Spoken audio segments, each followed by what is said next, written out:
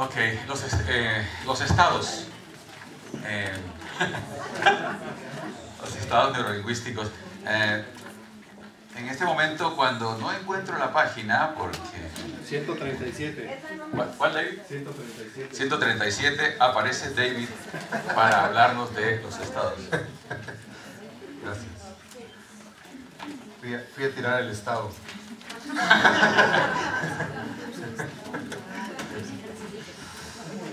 Ok. En la página 137 está la matrix de los estados.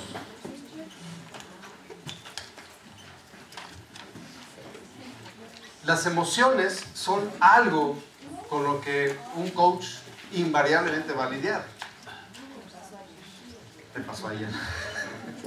Todo el tiempo vamos a estar trabajando con emociones. El hecho de que un cliente tenga una emoción no significa, una fuerte emoción, no significa que sea un caso para terapia, como podríamos de pronto pensar. De hecho, todo el tiempo vamos a tener emociones. Personas sanas, personas funcionales, tienen emociones fuertes. Nosotros tenemos emociones fuertes. Nosotros como coaches vamos a estar lidiando con nuestras propias emociones. Y es parte de lo que aprendemos a trabajar. Porque además, coaching es acerca de coachear emociones, coachear estados. ¿Qué es un estado? Habría que definir entonces qué es un estado. Digamos, la importancia de conocer los estados, que son la base de todas las demás matrices.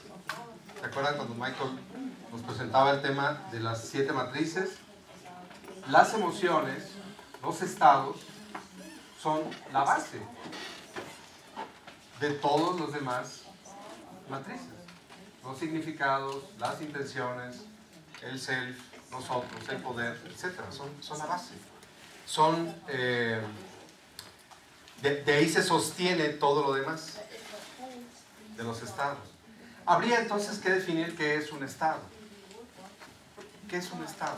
Un estado neurolingüístico, por ejemplo. Pues un estado es la composición de la mente-cuerpo, porque no son dos cosas separadas, mente-cuerpo.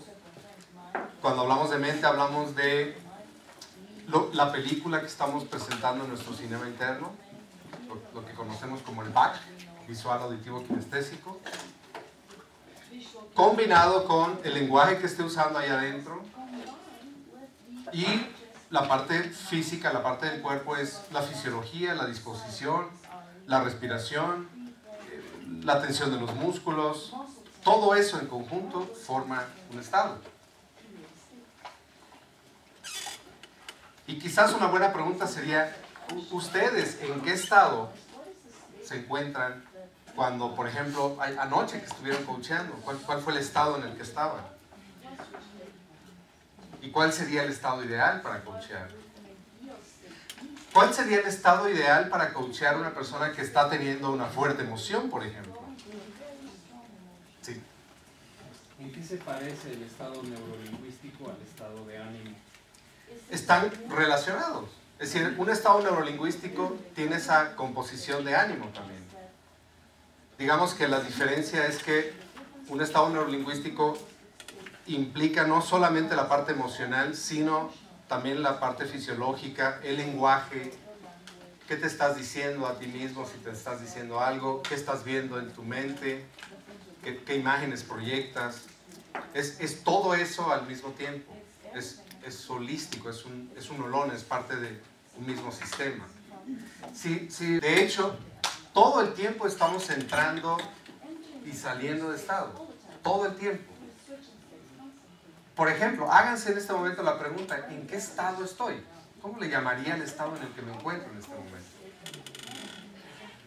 Y habrá alguno que diga de aprendizaje, un estado de atención, un estado de enfoque, un estado de curiosidad, un estado de duda, un estado de quiero más. Y les aseguro, y hagamos el ejercicio brevemente, muévanse tantito, levanten la cara un poco, háganse para atrás, respiren hondo. Y díganme algo, ¿siguen en el mismo estado? por supuesto que no. Todo el tiempo estamos entrando y saliendo de estados. Entrando y saliendo de estados. Y nuestros estados están determinados por lo que estamos poniendo en la... Si no estamos en el estado adecuado para realmente escuchar al cliente, escucharlo en todo el sistema, si no estamos en el estado adecuado para hacer preguntas poderosas, para hacer metapreguntas, para ir al corazón del asunto, entonces, ¿qué va a ser de esa sesión de coaching? Si no estoy en el estado adecuado para hacer eso. O, por ejemplo, lo que decía al principio, si de pronto mi coachee, mi cliente me muestra una fuerte emoción y yo como coach no sé qué hacer porque le tengo miedo a las emociones, porque digo, chin, ya lo descompuse, y entonces no sé lidiar con esos estados. Es decir, el estado de mi cliente, entre comillas enormes, me hace entrar en un estado inadecuado para ayudarle. ¿Qué va a hacer de esa sesión? ¿Cómo puedo realmente facilitar el proceso de mi cliente si no estoy en el estado adecuado? Y nuestros estados son resultado de lo que ayer explicaba Michael, todos los marcos referenciales que están operando allá atrás en la mente, lo que estoy sosteniendo en mente, los significados que estoy poniendo como privilegiados en determinado momento. Eso es lo que determina el estado en el que...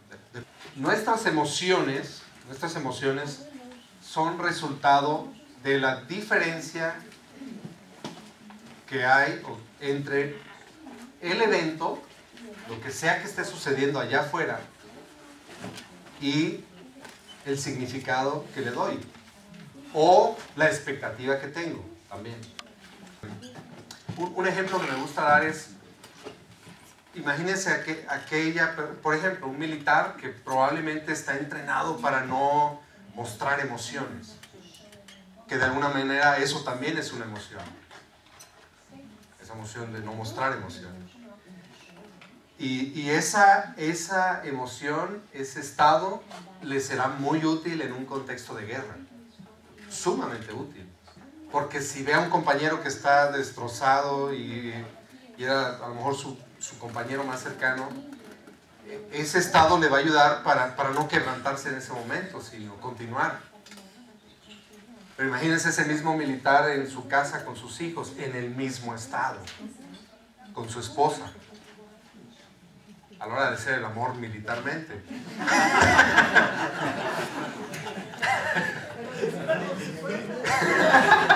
Tal vez con la suegra pueda funcionar. Ese estado no le va a ser útil, al contrario, le va a representar un problema.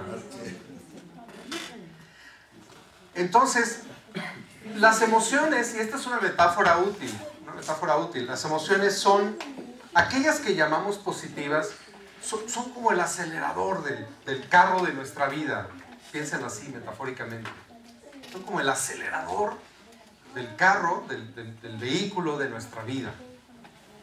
Y por supuesto, cuando aceleramos, vamos rápidamente hacia nuestros objetivos, vamos rápidamente hacia nuestros sueños. Y es cuando sentimos que todo fluye. Cuando tenemos esas emociones que llamamos positivas, todo fluye, todo va todo súper bien, vamos rapidísimo hacia nuestros objetivos, nuestros sueños. Pero también, ¿qué pasa si de pronto vamos rapidísimo y en esa supercarretera de nuestra vida se atraviesa una vaca? Si no tuviéramos el freno, pues sencillamente nos haríamos pomada y haríamos pomada a la vaca. Pondríamos en riesgo nuestra vida. Gracias a que tenemos el freno, podemos detenernos, revisar si hay algo realmente que esté poniendo en peligro nuestra vida. Y si no hay tal, soltamos el freno y seguimos acelerando. El problema, entre comillas, es que muchas veces no hay tal vaca.